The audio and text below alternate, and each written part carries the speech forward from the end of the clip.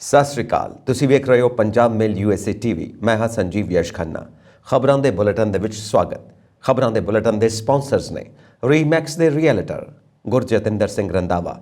ਹਰ ਤਰ੍ਹਾਂ ਦੀ ਪ੍ਰਾਪਰਟੀ ਖਰੀਦਣ ਅਤੇ ਵੇਚਣ ਲਈ ਉਹਨਾਂ ਨੂੰ ਸੰਪਰਕ ਕਰੋ। Phone number 9163209444। ਪੇਸ਼ ਨੇ ਚੋਣਵੀਆਂ ਖਬਰਾਂ। ਭਾਰਤੀਆਂ ਨੂੰ ਕਾਰੋਬਾਰੀ ਵੀਜ਼ਿਆਂ ਵਿੱਚ ਦੇਰੀ ਦਾ ਮਾਮਲਾ ਅਮਰੀਕਾ ਸਾਹਮਣੇ ਰੱਖਿਆ। ਕੋਰੋਨਾ ਦੇ ਨਵੇਂ ਵੇਰੀਐਂਟ ਨੂੰ ਲੈ ਕੇ WHO ਦਾ ਅਲਰਟ। ਇਹਨਾਂ ਦੇਸ਼ਾਂ ਦੀ ਯਾਤਰਾ ਕਰ ਰਹੇ ਲੋਕ ਜ਼ਰੂਰ ਲਗਾਉਣ ਮਾਸਕ। ਆਰਥਿਕ ਸੰਕਟ ਝੇਲ ਰਹੇ ਪਾਕਿਸਤਾਨ ਨੂੰ ਇੱਕ ਹੋਰ ਝਟਕਾ, ਬਣਿਆ ਚੌਥਾ ਸਭ ਤੋਂ ਖਰਾਬ ਪਾਸਪੋਰਟ ਵਾਲਾ ਦੇਸ਼। ਭਾਰਤ ਦੀ ਮੈਰੀਅਨ ਬਾਇਓਟੈਕ ਦੇ 2 ਸਿਰਪ ਬੱਚਿਆਂ ਲਈ ਹਾਨੀਕਾਰਕ, WHO ਨੇ ਜਾਰੀ ਕੀਤਾ alert. Johnson and Johnson company ਨੂੰ ਵੱਡੀ ਰਾਹਤ, ਬੰਬੇ ਹਾਈ ਕੋਰਟ ਨੇ ਬੇਬੀ ਪਾਊਡਰ ਬਣਾਉਣ ਤੇ ਵੇਚਣ ਦੀ ਦਿੱਤੀ ਇਜਾਜ਼ਤ। ਸਿੱਖ ਫੌਜੀਆਂ ਲਈ ਹੈਲਮਟ ਲਾਗੂ ਕਰਨ ਦੇ ਫੈਸਲੇ ਦਾ ਵਿਰੋਧ, ਗਿਆਨੀ ਹਰਪ੍ਰੀਤ ਸਿੰਘ ਨੇ ਕਿਹਾ ਮੁੜ ਗੌਰ ਕਰੇ ਕੇਂਦਰ ਸਰਕਾਰ। LAC ਤੇ ਹਾਲਾਤ ਸਥਿਰ, ਪਰ ਕੁਝ ਕਿਹਾ ਨਹੀਂ ਜਾ ਸਕਦਾ। ਨਿਆਇਕ ਸੰਸਥਾਵਾਂ ਆਪਣੀ ਹੱਦ ਵਿੱਚ ਰਹਿਣ। ਦੇਸ਼ ਨੂੰ ਨਫ਼ਰਤ ਨਹੀਂ, ਭਾਈਚਾਰਕ ਸਾਂਝ ਦੀ ਲੋੜ। ਰੰਗਾਰੰਗ ਪ੍ਰੋਗਰਾਮ ਨਾਲ ਹਾਕੀ ਵਿਸ਼ਵ ਕੱਪ ਦਾ ਆਗਾਜ਼। ਗਣਤੰਤਰ ਦਿਵਸ ਲਈ ਪੰਜਾਬ ਦੇ ਵਿੱਚ ਅਲਰਟ ਜਾਰੀ, DGP ਨੇ ਪੁਲਿਸ ਫੋਰਸ ਨੂੰ ਦਿੱਤੇ ਸਖਤ ਨਿਰਦੇਸ਼। ਠੰਡ ਦੇ ਬਾਵਜੂਦ ਪੱਕੇ ਮੋਰਚੇ ਵਿੱਚ ਲੋਕਾਂ ਦੇ ਹੌਸਲੇ ਬੁਲੰਦ। ਹੁਣ ਖਬਰਾਂ ਵਿਸਥਾਰ ਦੇ ਵਿੱਚ।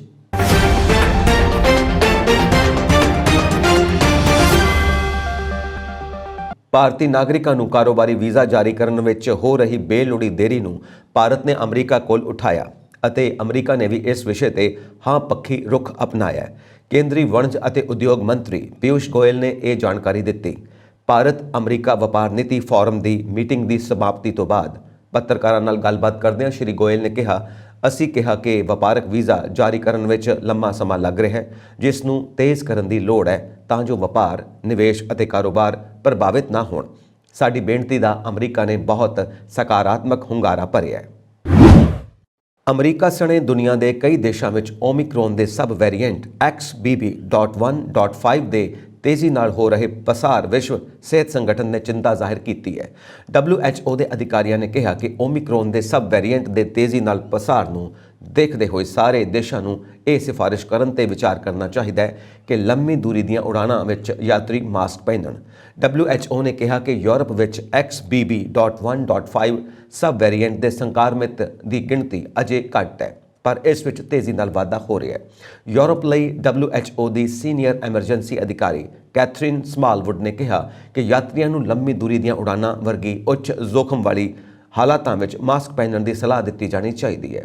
ਇਸ ਦੇ ਨਾਲ ਹੀ ਉਹਨਾਂ ਕਿਹਾ ਕਿ ਕਿਸੇ ਵੀ ਅਜਿਹੇ ਦੇਸ਼ ਤੋਂ ਆਉਣ ਵਾਲੇ ਯਾਤਰੀਆਂ ਲਈ ਇਹ ਸਿਫਾਰਿਸ਼ ਜਾਰੀ ਕੀਤੀ ਜਾਣੀ ਚਾਹੀਦੀ ਹੈ ਜਿੱਥੇ ਤੇਜ਼ੀ ਨਾਲ ਕਰੋਨਾ ਫੈਲ ਰਿਹਾ ਹੈ। ਸਿਹਤ ਅਧਿਕਾਰੀਆਂ ਨੇ ਦੱਸਿਆ ਕਿ XBB.1.5 ਹੁਣ ਤੱਕ ਪਾਇਆ ਗਿਆ ਸਭ ਤੋਂ ਤੇਜ਼ੀ ਨਾਲ ਫੈਲਣ ਵਾਲਾ ਓਮਿਕਰੋਨ ਸਬ ਵੇਰੀਐਂਟ ਹੈ। ਅਮਰੀਕਾ ਵਿੱਚ ਨਵੇਂ ਕਰੋਨਾ ਸੰਕਰਮਿਤ ਮਰੀਜ਼ਾਂ ਵਿੱਚੋਂ 27.6% ਇਸ ਸਬ ਵੇਰੀਐਂਟ ਦੇ ਸ਼ਿਕਾਰ ਨੇ। ਹਾਲਾਂਕਿ ਅਜੇ ਇਹ ਸਪਸ਼ਟ ਨਹੀਂ ਹੈ ਕਿ XBB.1.5 ਦੁਨੀਆ ਵਿੱਚ ਕਰੋਨਾ ਦੀ ਨਵੀਂ ਲਹਿਰ ਦਾ ਕਾਰਨ ਬਣੇਗਾ ਜਾਂ ਨਹੀਂ। ਮਾਹਿਰਾਂ ਦਾ ਕਹਿਣਾ ਹੈ ਕਿ ਮੌਜੂਦਾ ਟੀਕੇ ਗੰਭੀਰ ਲੱਛਣਾਂ, ਹਸਪਤਾਲ ਵਿੱਚ ਭਰਤੀ ਹੋਣ ਤੇ ਮੌਤ ਤੋਂ ਬਚਾਉਂਦੇ ਨੇ। ਹੇਨਲੇ ਪਾਸਪੋਰਟ ਇੰਡੈਕਸ ਨੇ ਦੁਨੀਆ ਭਰ ਦੇ ਦੇਸ਼ਾਂ ਦੇ ਪਾਸਪੋਰਟ ਦੀ ਨਵੀਂ ਰੈਂਕਿੰਗ ਜਾਰੀ ਕੀਤੀ ਹੈ। ਇਸ ਵਿੱਚ 199 ਦੇਸ਼ਾਂ ਨੂੰ ਸ਼ਾਮਿਲ ਕੀਤਾ ਗਿਆ ਹੈ। ਇਸ ਰੈਂਕਿੰਗ ਵਿੱਚ ਕਈ ਦੇਸ਼ ਇੱਕ ਹੀ ਥਾਂ ਤੇ ਨੇ। ਲਿਸਟ ਵਿੱਚ 109 ਦੇਸ਼ਾਂ ਦੇ ਨਾਂ ਨੇ। ਇਸ ਰੈਂਕਿੰਗ ਵਿੱਚ ਪਾਕਿਸਤਾਨ ਅਜੇ ਵੀ ਦੁਨੀਆ ਦਾ ਚੌਥਾ ਸਭ ਤੋਂ ਖਰਾਬ ਪਾਸਪੋਰਟ ਬਣਿਆ ਹੋਇਆ ਹੈ। ਪਾਕਿਸਤਾਨ ਦੀ ਸਥਿਤੀ ਵਿੱਚ ਕੋਈ ਸੁਧਾਰ ਨਹੀਂ ਹੋਇਆ। ਪਿਛਲੇ ਸਾਲ ਵੀ ਪਾਕਿਸਤਾਨ ਹੇਠਾਂ ਤੋਂ ਚੌਥੇ ਪਾਏਦਾਨ ਤੇ ਸੀ। ਪਾਕਿਸਤਾਨ ਦੇ ਬਾਅਦ ਇਰਾਕ, ਸੀਰੀਆ ਤੇ ਆਖਰ ਵਿੱਚ ਤਾਲਿਬਾਨ ਸ਼ਾਸਿਤ ਅਫਗਾਨਿਸਤਾਨ ਦਾ ਨੰਬਰ ਹੈ। ਪਾਕਿਸਤਾਨ ਦਾ ਪਾਸਪੋਰਟ ਰੱਖਣ ਵਾਲੇ ਲੋਕ ਦੁਨੀਆ ਦੇ ਸਿਰਫ 32 ਦੇਸ਼ਾਂ ਵਿੱਚ ਬਿਨਾਂ ਵੀਜ਼ਾ ਜਾਂ ਫਿਰ ਵੀਜ਼ਾ ਔਨ ਅਰਾਈਵਲ ਜ਼ਰੀਏ ਯਾਤਰਾ ਕਰ ਸਕਦੇ ਨੇ। ਪਾਕਿਸਤਾਨ ਦੀ ਹਾਲਤ ਇਸ ਸੂਚੀ ਵਿੱਚ ਸੋਮਾਲੀਆ ਤੋਂ ਵੀ ਬਦਤਰ ਹੈ। ਸੋਮਾਲੀਆ ਦਾ ਪਾਸਪੋਰਟ ਰੱਖਣ ਵਾਲੇ 35 ਦੇਸ਼ਾਂ ਵਿੱਚ ਬਿਨਾਂ ਵੀਜ਼ਾ ਦੇ ਯਾਤਰਾ ਕਰ ਸਕਦੇ ਨੇ। ਆਰਥਿਕ ਸੰਕਟ ਝੇਲ ਰਹੇ ਤੇ ਜ਼ਿਆਦਾਤਰ ਰਾਜਨੀਤਿਕ ਉਥਲ-ਪੁਥਲ ਕਰਨ ਵਾਲੇ ਪਾਕਿਸਤਾਨ ਲਈ ਇਹ ਕਿਸੇ ਵੱਡੇ ਝਟਕੇ ਤੋਂ ਘੱਟ ਨਹੀਂ ਹੈ। ਇਸ ਸੂਚੀ ਵਿੱਚ ਸਭ ਤੋਂ ਅਖੀਰ ਵਿੱਚ ਅਫਗਾਨਿਸਤਾਨ ਦਾ ਪਾਸਪੋਰਟ ਰੱਖਣ ਵਾਲੇ ਦੁਨੀਆ ਦੇ ਸਿਰਫ 27 ਦੇਸ਼ਾਂ ਵਿੱਚ ਹੀ ਬਿਨਾਂ ਵੀਜ਼ਾ ਦੇ ਜਾ ਸਕਦੇ ਨੇ। ਦੂਜੇ ਪਾਸੇ ਭਾਰਤ ਦੀ ਰੈਂਕਿੰਗ ਦੀ ਗੱਲ ਕੀਤੀ ਜਾਵੇ ਤਾਂ ਇਹ ਇਸ ਵਿੱਚ ਸੁਧਾਰ ਹੋਇਆ ਹੈ। पिछले साल भारत की रैंकिंग 87 सी जो हुण सुधर के 85 ते आ गई है। भारत के पासपोर्ट धारक 59 देशों में वीज़ा फ्री या फिर वीज़ा ऑन अराइवल जरिए सफ़र कर सकते हैं। हेनले इंडैक्स में जापान के पासपोर्ट का पहला नंबर है। दुनिया के 193 देशों में फ्री वीज़ा या वीज़ा ऑनलाइन जरिए यात्रा कर सकते हैं। इस दे बाद दूजे नंबर पर सिंगापुर ते साउथ कोरिया है। इतों के लोग 192 देशों में बिना वीज़ा या वीज़ा ऑन अप्रूवल जरिए सफ़र कर सकते हैं। दूजे पासे जर्मनी ते स्पेन इस सूची में तीजे नंबर पर ने। इतों के लोग 190 देशों में आसानी नाल सफ़र कर सकते हैं। विश्व सेहत संगठन WHO ने कहा कि भारत की मैरियन बायोटेक द्वारा बनाए गए 2 खंघ के सिरप बच्चों को नहीं दिते जाने चाहिए। सिरप के नाम एम्ब्रोनोल सिरप और DOK1 मैक्स ने। ये दोवें सिर्फ नोएडा स्थित कंपनी मैरियन बायोटेक द्वारा तैयार किए गए हैं। WHO ने कहा कि जांच में पता लगा कि दोवें सिर्फ चंगी गुणवत्ता के नहीं ने। इन्हां विच डाइथाइलीन ग्लाइकोल या एथिलीन ग्लाइकोल की मात्रा महत्वपूर्ण मात्रा दूषित तत्वों वजों नहीं होंदी। दस दईए कि उज़बेकिस्तान सरकार ने 28 दिसंबर को दोष लाया सी कि भारत में बने खंघ के सिरप ने उन्होंने देश में 18 बच्चों की जान ले ली। उज़बेक सेहत मंत्रालय ने कहा कि बच्चों की मौत नोएडा में मैरियन बायोटेक द्वारा बनाई गई खंघ की दवाई DOK1 मैक्स पीण नाल हुई। WHO ने इस मामले में सिरप की जांच की। भारत ने उज़बेक सरकार के दोषों की जांच करने का भी फैसला किया सी। UP food safety and drug administration विभाग ने बायोटेक कंपनी का उत्पादन लाइसेंस मुअत्तल कर दिता है। दस्सिया जा रहा है कि कच्चे माल की खरीद और दवाइयां के रिकॉर्ड की सांभ संभाल बारे समय सिर जानकारी ना देने कारण कंपनी का उत्पादन लाइसेंस मुअत्तल कर दिता गया। बॉम्बे हाईकोर्ट ने जॉनसन एंड जॉनसन कंपनी को वड्डी राहत दी है। अदालत ने Maharashtra food and drug administration के आदेश को रद्द करदे जॉनसन एंड जॉनसन को बेबी पाउडर बनाने ते वेचण की इजाजत दे दी है। दस दईए कि महाराष्ट्र सरकार ने बेबी पाउडर के निर्माण विक्री ते वंड के लिए जॉनसन एंड जॉनसन कंपनी के लाइसेंस को रद्द कर दिता सी। इस फैसले को कंपनी वालों बॉम्बे हाईकोर्ट में चुनौती दी गई सी। जस्टिस गौतम पटेल और जस्टिस SG ढींगे की बेंच ने कहा कि Maharashtra food and drug administration की कार्रवाई सही नहीं है। अदालत ने कहा कि एक प्रशासनिक कीड़ी को मारन के लिए हथौड़े की वरतों नहीं की जा सकती। बेंच ने कहा कि कॉस्मैटिक प्रोडक्टों की क्वालिटी और सेफ्टी स्टैंडर्ड को बनाए रखना बहुत महत्वपूर्ण है। इस दे नाल ही किसी एक उत्पाद में मामूली दिक्कत आने ते पूरी उत्पादक प्रक्रिया को बंद करना सही नहीं है। अदालत ने अपने आदेश में कहा कि कार्यकारी कीड़ी को मारन के लिए हथौड़े की वरतों नहीं कर सकते। अदालत ने राज्य सरकार के 3 आदेशों को चुनौती देने वाली कंपनी वालों दायर एक पटिशन से अपना फैसला सुनाया। दस दईए कि महाराष्ट्र सरकार ने 15 सितंबर 2022 को कंपनी के प्रोडक्ट का लाइसेंस रद्द कर दिता सी ते 20 सितंबर को एक दूजे आदेश में बेबी पाउडर के प्रोडक्शन ते विक्री ते भी तुरंत रोक लगा दी सी। केंद्र सरकार वालों भारतीय फौज के सिख जवानों लिए हैलमेट लागू करने का फैसला किया गया। इस फैसले संबंधी श्री अकाल तख्त साहब के जत्थेदार ज्ञानी हरप्रीत सिंह वालों विरोध किया गया। ज्ञानी हरप्रीत सिंह ने कहा कि सिखां नूं किसी भी तरह की टोपी पाउणा उन्होंने मर्यादा के खिलाफ है। यह फैसला सिखां की वक्री पछाण खत्म करने के बराबर है। उन्होंने केंद्र सरकार को इस फैसले पर मुड़ गौर करने लई कहा। ज्ञानी हरप्रीत सिंह ने कहा कि दस्तार सिखां के सिर ते बन्निया होया कोई 5-7 मीटर का कपड़ा नहीं है। ये गुरु साहिबान वालों बख्शिया एक ताज है। ये साडी पछाण का प्रतीक है ਅਤੇ इस उत्ते किसी किस्म की टोपी पहनाउणा साडी पछाण नूं खत्म करने के यतन वजों ही देखा जाएगा। उन्होंने कहा कि दूजे विश्व युद्ध दौरान अंग्रेज सरकार ने भी अजिहे यतन किए सन। उस समय सिख फौजियों ने ब्रिटिश हुकूमत के इस फैसले को रद्द किया सी। हुण भी पंथ इसनूं बर्दाश्त नहीं करेगा। जत्थेदार का कहना है कि साडा रक्षक अकाल पुरख है। दूसरे विश्व युद्ध दौरान सिखा ने दस्तारा सजा के कई जंगों में सिख सिपाहियों ने वैरियां नूं जवाब दिता सी। उन्होंने अगे कहा कि सिखा में हैलमेट का प्रचार करन लई एक वैबसाइट भी बनाई गई जिसनूं बर्दाश्त नहीं किया जाएगा। उन्होंने केंद्र सरकार और भारतीय फौज को इस फैसले पर मुड़ गौर करने लई कहा। थल सेना मुखी जनरल मनोज पांडे ने अज कहा कि चीन नाल लगदी सरहद की स्थिति स्थिर है पर कुछ नहीं कह सकते और किसी भी स्थिति नाल नजिठण लई भारतीय फौजी लोड़ींदी गिणती तैनात कर दिते गए ने। सेना दिवस तो पहला दिल्ली में प्रेस कॉन्फ्रेंस को संबोधन करदे जनरल पांडे ने यह भी कहा कि असल कंट्रोल रेखा के नाल तैनात फौजियों ने विरोधी के किसी भी नापाक इरादे को दृढ़ता नाल नाकाम करने लई मजबूत स्थिति बना के रखी हुई है। ਉਪ ਰਾਸ਼ਟਰਪਤੀ ਜਗਦੀਪ ਧਨਖੜ ਨੇ ਅੱਜ ਕਿਹਾ ਕਿ ਨਿਆਇਕ ਮੰਚਾਂ ਤੇ ਬੈਠੀਆਂ ਹਸਤੀਆਂ ਨੂੰ ਮਨਮਰਜ਼ੀ ਨਹੀਂ ਕਰਨੀ ਚਾਹੀਦੀ ਅਤੇ ਇਹਨਾਂ ਸੰਸਥਾਵਾਂ ਨੂੰ ਪਤਾ ਹੋਣਾ ਚਾਹੀਦਾ ਹੈ ਕਿ ਉਹਨਾਂ ਕਿਸ ਤਰ੍ਹਾਂ ਆਪਣੀ ਹੱਦ ਵਿੱਚ ਰਹਿਣਾ ਹੈ।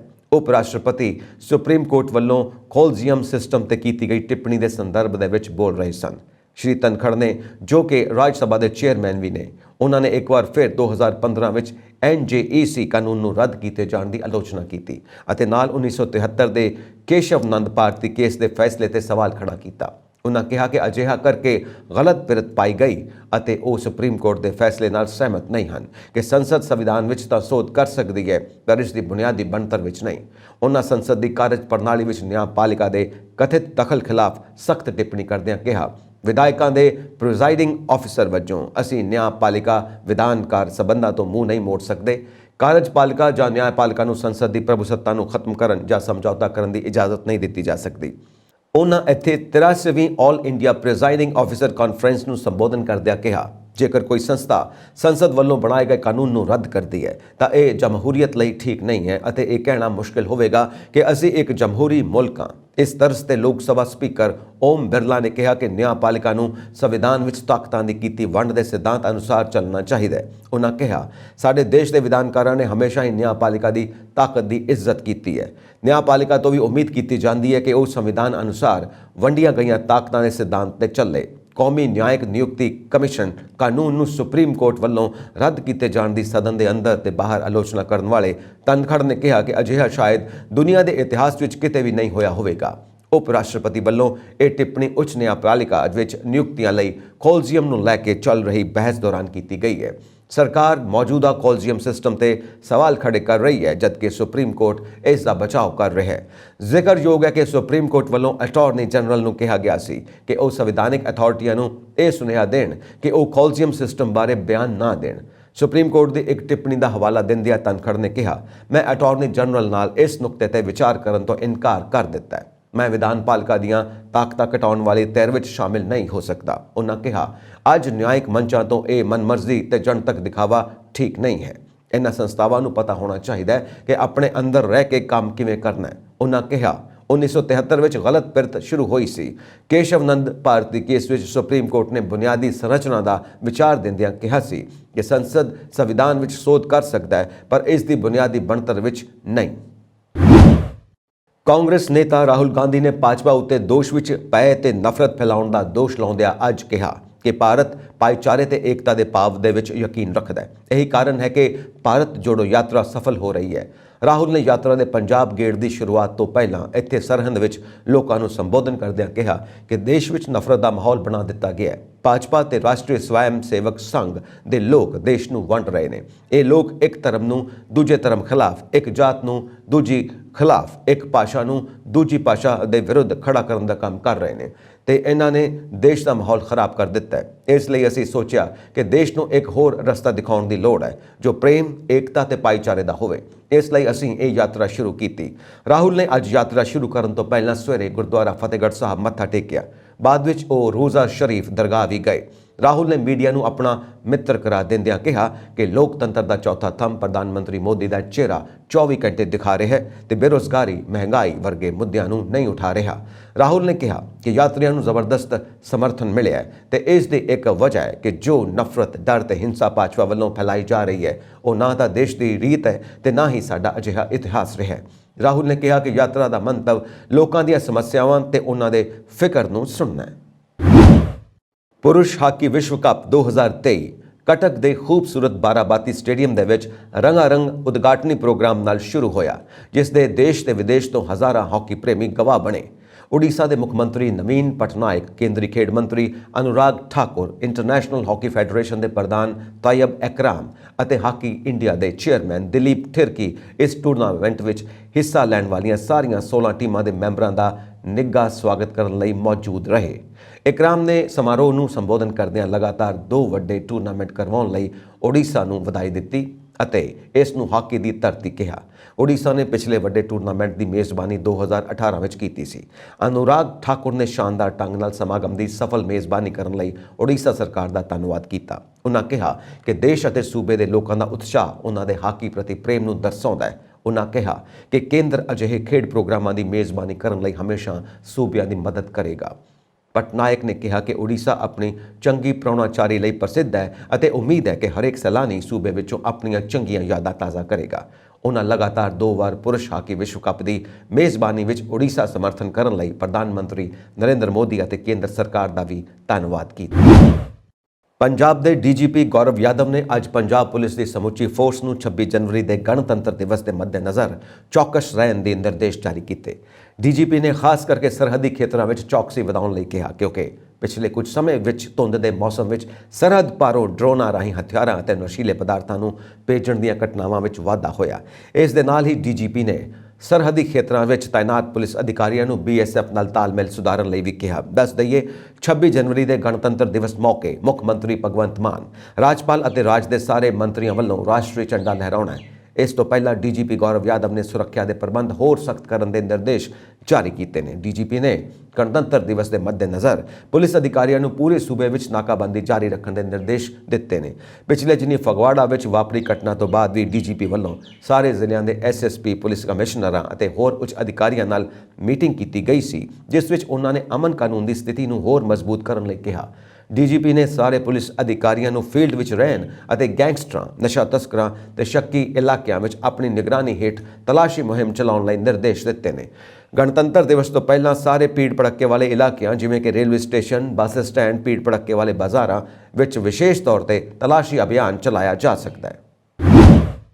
ਮੋਹਾਲੀ ਚੰਡੀਗੜ੍ਹ ਦੀ ਸਾਂਝੀ ਹੱਦ ਤੇ ਕੌਮੀ ਇਨਸਾਫ ਮੋਰਚਾ ਮੋਹਾਲੀ ਚੰਡੀਗੜ੍ਹ, ਹਵਾਰਾ ਕਮੇਟੀ ਅਤੇ ਪੰਥਕ ਕਮੇਟੀ ਸਮੇਤ ਹੋਰ ਸਿੱਖ ਜਥੇਬੰਦੀਆਂ ਵੱਲੋਂ ਬੰਦੀ ਸਿੰਘਾਂ ਦੀ ਰਿਹਾਈ, 328 ਪਾਵਨ ਸਰੂਪਾਂ ਦਾ ਮਾਮਲਾ, ਬੇਅਦਬੀ ਦੀਆਂ ਘਟਨਾਵਾਂ ਅਤੇ ਬਾਈਬਲ ਕਲਾਂ ਗੋਲੀकांड ਆਦਿ ਮੁੱਦਿਆਂ ਤੇ ਸ਼ੁਰੂ ਕੀਤੇ ਪੱਕਾ ਮੋਰਚੇ ਵਿੱਚ ਠੰਡ ਦੇ ਬਾਵਜੂਦ ਸਿੱਖਾਂ ਦੇ ਹੌਸਲੇ ਬੁਲੰਦ ਨੇ। ਅੱਜ ਧਰਨੇ ਵਿੱਚ 5ਵੇਂ ਦਿਨ ਸਮਾਜ ਸੇਵੀ ਸੰਸਥਾਵਾਂ, ਪੰਥ ਦਰਦੀ, ਇਨਸਾਫ ਪਸੰਦ ਲੋਕਾਂ, ਕਿਸਾਨ ਜਥੇਬੰਦੀਆਂ ਅਤੇ ਮੁਲਾਜ਼ਮ ਜਥੇਬੰਦੀਆਂ ਦੇ ਨੁਮਾਇੰਦਿਆਂ ਨੇ ਪਹੁੰਚ ਕੇ ਸੰਘਰਸ਼ ਦੀ ਹਮਾਇਤ ਕੀਤੀ ਅਤੇ ਸਾਰਾ ਦਿਨ ਜੈਕਾਰੇ ਗੂੰਜਦੇ ਰਹੇ। ਇਸ ਦੌਰਾਨ ਬਾਪੂ ਗੁਰਚਰਨ ਸਿੰਘ, ਮਨੁੱਖੀ ਅਧਿਕਾਰ ਸੰਗਠਨ ਦੇ ਵਕੀਲ ਦਿਲਸ਼ੇਰ ਸਿੰਘ, ਪਾਲ ਸਿੰਘ ਫਰਾਂਸ, ਸਤਵੰਤ ਸਿੰਘ, ਬਲਵਿੰਦਰ ਸਿੰਘ, ਬਲਬੀਰ ਸਿੰਘ ਹਿਜ਼ਾਰ ਸਮੇਤ ਹੋਰ ਸਿੱਖ ਆਗੂਆਂ ਨੇ ਧਰਨੇ ਨੂੰ ਸੰਬੋਧਨ ਕੀਤਾ।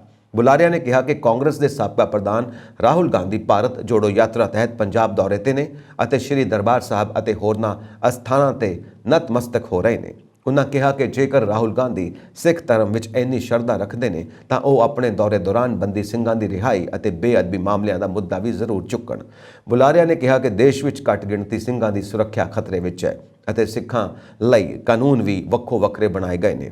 ਉਨ੍ਹਾਂ ਕਿਹਾ ਕਿ ਬੰਦੀ ਸਿੰਘਾਂ ਦੀ ਰਿਹਾਈ ਅਤੇ ਬੇਅਦਬੀ ਮਾਮਲਿਆਂ ਵਿੱਚ ਸਰਕਾਰਾਂ ਜਾਣਬੁੱਝ ਕੇ ਕਾਨੂੰਨੀ ਅੜਿੱਕੇ ਢਾ ਰਹੀਆਂ ਨੇ। ਉਨ੍ਹਾਂ ਕਿਹਾ ਕਿ ਕਿਸੇ ਵੀ ਕਾਨੂੰਨ ਵਿੱਚ ਇਹ ਨਹੀਂ ਲਿਖਿਆ ਕਿ ਜੋ ਵਿਅਕਤੀ ਆਪਣੀ ਸਜ਼ਾ ਭੁਗਤ ਚੁੱਕਾ ਹੋਵੇ ਉਸ ਨੂੰ ਰਿਹਾ ਨਾ ਕਰਕੇ ਗੈਰ ਕਾਨੂੰਨੀ ਤਰੀਕੇ ਨਾਲ ਜੇਲ੍ਹਾਂ ਵਿੱਚ ਨਜ਼ਰਬੰਦ ਰੱਖਿਆ ਜਾਵੇ।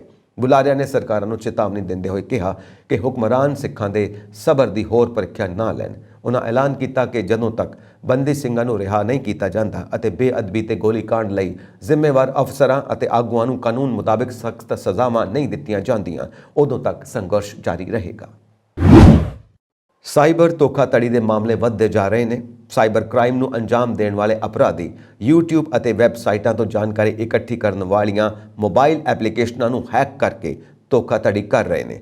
ਅਜਿਹੇ ਵਿੱਚ ਚੰਡੀਗੜ੍ਹ ਪੁਲਿਸ ਦਾ ਸਾਈਬਰ ਸੈੱਲ ਖਾਸ ਕਿਸਮ ਦੇ ਸਾਈਬਰ ਧੋਖਾਧੜੀ ਦੇ ਮਾਮਲਿਆਂ ਨੂੰ ਰੋਕਣ ਲਈ ਭਾਰਤੀ ਰਿਜ਼ਰਵ ਬੈਂਕ ਦੀ ਮਦਦ ਲਵੇਗਾ। ਜਾਣਕਾਰੀ ਅਨੁਸਾਰ ਚੰਡੀਗੜ੍ਹ ਪੁਲਿਸ RBI ਤੋਂ ਇੱਕ ਐਡਵਾਈਜ਼ਰੀ ਜਾਰੀ ਕਰਨ ਦੀ ਮੰਗ ਕਰੇਗੀ, ਜਿਸ ਵਿੱਚ ਡਿਜੀਟਲ ਪੇਮੈਂਟ ਗੇਟਵੇ ਅਤੇ ਵਿੱਤੀ ਸੇਵਾ ਕੰਪਨੀਆਂ ਨੂੰ ਉਹਨਾਂ ਦੀਆਂ ਐਪਾਂ ਨੂੰ ਹੋਰ ਸੁਰੱਖਿਅਤ ਬਣਾਉਣ ਲਈ ਕਿਹਾ ਜਾਵੇਗਾ।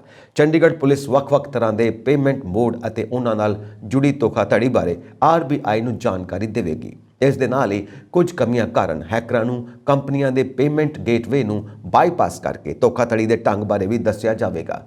ਦੱਸ ਦਈਏ ਕਿ ਹਾਲ ਹੀ ਵਿੱਚ ਹੈਕਰਾਂ ਨੇ ਪਾਲ ਮਰਚੈਂਟਸ ਦੀ ਮੋਬਾਈਲ ਐਪ ਹੈਕ ਕਰਕੇ 1.95 ਕਰੋੜ ਰੁਪਏ ਦੀ ਠੱਗੀ ਮਾਰੀ ਸੀ। ਇਸ ਮਾਮਲੇ ਵਿੱਚ 5 ਮੁਲਜ਼ਮ ਪੁਲਿਸ ਨੇ ਫੜੇ ਨੇ ਅਤੇ ਕੁਝ ਫਰਾਰ ਨੇ। ਪਾਲ ਮਰਚੈਂਟਸ ਦੀ ਪਾਲਪੇ V2.0 ਐਪ ਵਿੱਚ ਇੱਕ ਬਗ ਦਾ ਪਤਾ ਲੱਗਾ ਸੀ ਕਿ ਸਾਈਬਰ ਅਪਰਾਧੀਆਂ ਨੇ ਧੋਖਾਧੜੀ ਕੀਤੀ ਸੀ। ਪੰਜਾਬ ਸਰਕਾਰ ਦੇ ਹੁਕਮਾਂ ਦੇ ਬਾਵਜੂਦ ਵੀ ਸੂਬੇ ਭਰ ਦੀਆਂ ਜ਼ਿਆਦਾਤਰ ਪੰਚਾਇਤਾਂ 31 ਦਸੰਬਰ ਤੱਕ ਗ੍ਰਾਮ ਇਜਲਾਸ ਨਹੀਂ ਬੁਲਾ ਸਕੀਆਂ। ਇਜਲਾਸ ਨਾ ਬੁਲਾਉਣ ਨੂੰ ਲੈ ਕੇ ਵੱਖ-ਵੱਖ ਪਿੰਡਾਂ ਦੀਆਂ ਪੰਚਾਇਤਾਂ ਵੱਲੋਂ ਤਰ੍ਹਾਂ-ਤਰ੍ਹਾਂ ਦੀ ਬਹਾਨੇਬਾਜ਼ੀ ਕੀਤੀ ਗਈ ਹੈ। ਕਿਸੇ ਨੇ ਕਿਹਾ ਕਿ ਪਿੰਡ ਦੇ ਲੋਕ ਕਣਕ ਦੀ ਸਪਰੇਅ ਖਾਦ ਪਾਉਣ ਵਿੱਚ ਰੁੱਝੇ ਹੋਏ ਨੇ ਤਾਂ ਕਿਸੇ ਦਾ ਕਹਿਣਾ ਕਿ ਪਿੰਡ ਵਿੱਚ ਸਮਾਰੋਹ ਕਾਰਨ ਅਜਿਹਾ ਨਹੀਂ ਹੋ ਸਕਿਆ। ਦੱਸਿਆ ਜਾ ਰਿਹਾ ਹੈ ਕਿ ਹੁਣ ਸਰਕਾਰ ਨੇ ਇਹਨਾਂ ਪੰਚਾਇਤਾਂ ਨੂੰ 15 ਜਨਵਰੀ ਤੱਕ ਦਾ ਸਮਾਂ ਦਿੱਤਾ ਹੈ, ਜੋ ਕਿ ਆਖਰੀ ਹੋਵੇਗਾ। ਸਰਕਾਰ ਨੂੰ ਪੰਚਾਇਤਾਂ ਨੂੰ ਸਿੱਧੇ ਤੌਰ ਤੇ ਕਿਹਾ ਹੈ ਕਿ ਜੇਕਰ ਇਜਲਾਸ ਬੁਲਾਉਣ ਵਿੱਚ ਕੋਈ ਲਾਪਰਵਾਹੀ ਦਿਖੇ ਤਾਂ ਇਸ ਦੇ ਜ਼ਿੰਮੇਦਾਰ ਪਿੰਡ ਦੇ ਸਰਪੰਚ ਹੋਣਗੇ ਅਤੇ ਸਰਪੰਚ ਨੂੰ ਸਿੱਧਾ ਮੁਅੱਤਲ ਕੀਤਾ ਜਾ ਸਕਦਾ ਹੈ। ਦੱਸਣਯੋਗ ਹੈ ਕਿ ਪੰਚਾਇਤ ਵਿਭਾਗ ਵੱਲੋਂ ਸੂਬੇ ਦੀਆਂ ਸਾਰੀਆਂ ਪੰਚਾਇਤਾਂ ਨੂੰ ਹੁਕਮ ਜਾਰੀ ਕੀਤੇ ਗਏ ਸਨ ਕਿ ਹਰ ਪੰਚਾਇਤ ਲਈ 1 ਸਾਲ ਵਿੱਚ 2 ਵਾਰ ਇਜਲਾਸ ਬੁਲਾਉਣਾ ਜ਼ਰੂਰੀ ਹੋਵੇਗਾ ਅਤੇ ਦਸੰਬਰ ਮਹੀਨੇ ਵਿੱਚ ਆਖਰੀ ਸਮਾਂ ਦਿੱਤਾ ਗਿਆ ਸੀ। ਪੰਚਾਇਤ ਵਿਭਾਗ ਵੱਲੋਂ ਇਹ ਕਾਰਵਾਈ 5 ਸਾਲਾਂ ਵਿੱਚ ਆਈਆਂ ਗ੍ਰਾਂਟਾਂ ਦੇ ਘਪਲੇ ਦੇ ਖੁਲਾਸਿਆਂ ਤੋਂ ਬਾਅਦ ਕੀਤੀ ਗਈ ਸੀ, ਪਰ ਇਸ ਦੇ ਬਾਵਜੂਦ ਵੀ ਜ਼ਿਆਦਾਤਰ ਪੰਚਾਇਤਾਂ ਵੱਲੋਂ ਇਜਲਾਸ ਨਹੀਂ ਬੁਲਾਇਆ ਗਿਆ। National company law appeal tribunal ਨੇ ਗੂਗਲ ਨੂੰ ਉਸ ਤੇ ਭਾਰਤੀ ਮੁਕਾਬਲੇਬਾਜ਼ੀ ਕਮਿਸ਼ਨ ਵੱਲੋਂ ਲਗਾਏ ਗਏ 936.44 ਕਰੋੜ ਰੁਪਏ ਦੇ ਜੁਰਮਾਨੇ ਦੇ ਮਾਮਲੇ ਵਿੱਚ ਅੰਤਰਿਮ ਰਾਹਤ ਦੇਣ ਤੋਂ ਇਨਕਾਰ ਕਰ ਦਿੱਤਾ ਹੈ। CCI ਨੇ ਗੂਗਲ ਨੂੰ ਤੇ ਇਹ ਜੁਰਮਾਨਾ ਪਲੇ ਸਟੋਰ ਨੀਤੀਆਂ ਦੇ ਸਬੰਧ ਵਿੱਚ ਆਪਣੀ ਦਬਦਬੇ ਵਾਲੀ ਸਥਿਤੀ ਦੀ ਦੁਰਵਰਤੋਂ ਕਰਨ ਲਈ ਲਗਾਇਆ ਸੀ। NCLAT ਨੇ ਗੂਗਲ ਨੂੰ ਅਗਲੇ 4 ਹਫ਼ਤਿਆਂ ਦੇ ਅੰਦਰ ਉਸ ਦੀ ਰਜਿਸਟਰੀ ਵਿੱਚ ਇਸ ਜੁਰਮਾਨੇ ਦੀ 10% ਰਾਸ਼ੀ ਜਮ੍ਹਾਂ ਕਰਵਾਉਣ ਦਾ ਹੁਕਮ ਦਿੱਤਾ ਹੈ। ਅਪੀਲ ਟ੍ਰਿਬਿਊਨਲ ਦੀ 2 ਮੈਂਬਰੀ ਬੈਂਚ ਨੇ CCI ਅਤੇ ਹੋਰ ਬਚਾਅ ਪੱਖ ਨੂੰ ਨੋਟਿਸ ਜਾਰੀ ਕੀਤਾ ਹੈ। ਹੁਣ ਮਾਮਲੇ ਤੇ ਅੱਗੇ ਵੀ ਸੁਣਵਾਈ 17 ਅਪ੍ਰੈਲ 2023 ਨੂੰ ਹੋਵੇਗੀ। ਪਿਛਲੇ ਹਫ਼ਤੇ ਵੀ ਅਪੀਲ ਟ੍ਰਿਬਿਊਨਲ ਨੇ ਗੂਗਲ ਨੂੰ ਉਸ ਤੇ ਭਾਰਤੀ ਮੁਕਾਬਲੇਬਾਜ਼ੀ ਕਮਿਸ਼ਨ ਵੱਲੋਂ ਲਗਾਏ ਗਏ 1337.76 ਕਰੋੜ ਰੁਪਏ ਦੇ ਜੁਰਮਾਨੇ ਦਾ 10% ਅਦਾ ਕਰਨ ਦਾ ਹੁਕਮ ਦਿੱਤਾ ਸੀ। ਉੱਤਰ ਭਾਰਤ ਇਸ ਸਮੇਂ ਸੀਤ ਲਹਿਰ ਦੀ ਚਪੇਟ ਵਿੱਚ ਹੈ। ਕੋਹਰਾ ਲੋਕਾਂ ਲਈ ਮੁਸੀਬਤ ਬਣਿਆ ਹੋਇਆ ਹੈ। ਇਸ ਵਿਚਾਲੇ ਹੁਣ ਭਾਰਤੀ ਮੌਸਮ ਵਿਭਾਗ ਨੇ ਕਈ ਰਾਜਾਂ ਵਿੱਚ ਬਾਰਿਸ਼ ਨੂੰ ਲੈ ਕੇ ਅਲਰਟ ਜਾਰੀ ਕਰ ਦਿੱਤਾ ਹੈ। ਉੱਥੇ ਹੀ ਜੇਕਰ ਪੰਜਾਬ ਦੀ ਗੱਲ ਕੀਤੀ ਜਾਵੇ ਤਾਂ ਮੌਸਮ ਵਿਭਾਗ ਅਨੁਸਾਰ ਸੂਬੇ ਵਿੱਚ ਫਿਰ ਤੋਂ ਮੌਸਮ ਬਦਲੇਗਾ। ਮੌਸਮ ਵਿਭਾਗ ਦੀ ਭਵਿੱਖਬਾਣੀ ਅਨੁਸਾਰ ਪੰਜਾਬ ਦੇ ਵਿੱਚ 13 ਜਨਵਰੀ ਨੂੰ ਪੰਜਾਬ ਦੇ ਕਈ ਹਿੱਸਿਆਂ ਵਿੱਚ ਮੀਂਹ ਪੈ ਸਕਦਾ ਹੈ। ਇਸ ਦੇ ਨਾਲ ਹੀ ਮੀਂਹ ਤੋਂ ਬਾਅਦ 14 ਤੇ 15 ਜਨਵਰੀ ਨੂੰ ਸੰਘਣੀ ਧੁੰਦ ਪੈਣ ਦੀ ਸੰਭਾਵਨਾ ਜਤਾਈ ਗਈ ਹੈ, ਜਿਸ ਨਾਲ ਠੰਡ ਵਿੱਚ ਵਾਧਾ ਹੋਵੇਗਾ, ਜਿਸ ਕਾਰਨ ਪੰਜਾਬ ਦੇ ਵਿੱਚ ਅਜੇ ਠੰਡ ਤੇ ਧੁੰਦ ਤੋਂ ਰਾਹਤ ਦੀ ਕੋਈ ਸੰਭਾਵਨਾ ਨਹੀਂ ਹੈ। ਦੱਸ ਦਈਏ ਕਿ ਪੰਜਾਬ ਦੇ ਵਿੱਚ ਪਿਛਲੇ ਕੁਝ ਦਿਨਾਂ ਤੋਂ ਲਗਾਤਾਰ ਪੈ ਰਹੀ ਠੰਡ, ਹੱਡ ਚੀਰਵੀਂ ਤੇ ਸੰਘਣੀ ਧੁੰਦ ਤੋਂ ਬਾਅਦ ਬੁੱਧਵਾਰ ਨੂੰ ਕਈ ਥਾਵਾਂ ਤੇ ਹਲਕੀ ਬਾਰਿਸ਼ ਹੋਈ। ਸੂਬੇ ਦੇ ਕਈ ਜ਼ਿਲ੍ਹਿਆਂ ਵਿੱਚ ਹਲਕੇ ਮੀਂਹ ਦੇ ਨਾਲ ਠੰਡੀਆਂ ਹਵਾਵਾਂ ਵੀ ਚੱਲੀਆਂ, ਜਿਸ ਨਾਲ ਠੰਡ ਵਿੱਚ ਬਹੁਤ ਜ਼ਿਆਦਾ ਵਾਧਾ ਹੋ ਗਿਆ। ਮੌਸਮ ਵਿਭਾਗ ਮੁਤਾਬਿਕ ਬੁੱਧਵਾਰ ਨੂੰ ਬਠਿੰਡਾ ਸਭ ਤੋਂ ਠੰਡਾ ਸ਼ਹਿਰ ਰਿਹਾ, ਜਿੱਥੇ ਘੱਟੋ-ਘੱਟ ਤਾਪਮਾਨ 4 ਡਿਗਰੀ ਸੈਲਸੀਅਸ ਦਰਜ ਕੀਤਾ ਗਿਆ। ਇਸ ਦੇ ਨਾਲ ਹੀ ਚੰਡੀਗੜ੍ਹ ਵਿੱਚ ਵੱਧ ਤੋਂ ਵੱਧ ਤਾਪਮਾਨ 12 ਡਿਗਰੀ ਸੈਲਸੀਅਸ, ਅੰਮ੍ਰਿਤਸਰ ਤੇ ਲੁਧਿਆਣਾ ਵਿੱਚ 12.7 ਡਿਗਰੀ, ਪਟਿਆਲਾ ਤੇ ਬਠਿੰਡਾ ਵਿੱਚ 13 ਡਿਗਰੀ, ਪਠਾਨਕੋਟ ਵਿੱਚ 12.8 ਡਿਗਰੀ, ਗੁਰਦਾਸਪੁਰ ਵਿੱਚ 12 ਡਿਗਰੀ, ਨਵਾਂ ਸ਼ਹਿਰ ਵਿੱਚ 10.5 ਡਿਗਰੀ, ਬਰਨਾਲਾ ਵਿੱਚ 17 ਡਿਗਰੀ, ਫਤਿਹਗੜ੍ਹ ਸਾਹਿਬ ਦੇ ਵਿੱਚ 11.8 ਡਿਗਰੀ ਤੇ ਫਿਰੋਜ਼ਪੁਰ ਵਿੱਚ 12.5 ਡਿਗਰੀ ਸੈਲਸੀਅਸ ਤਾਪਮਾਨ ਦਰਜ ਕੀਤਾ ਗਿਆ। ਇਹ ਸਨ ਅੱਜ ਦੀਆਂ ਮੁੱਖ ਖਬਰਾਂ। ਹੋਰ ਅਪਡੇਟਸ ਦੇ ਲਈ ਵੇਖਦੇ ਰਹੋ ਪੰਜਾਬ ਮੇਲ USA TV। ਸਤਿ ਸ਼੍ਰੀ ਅਕਾਲ।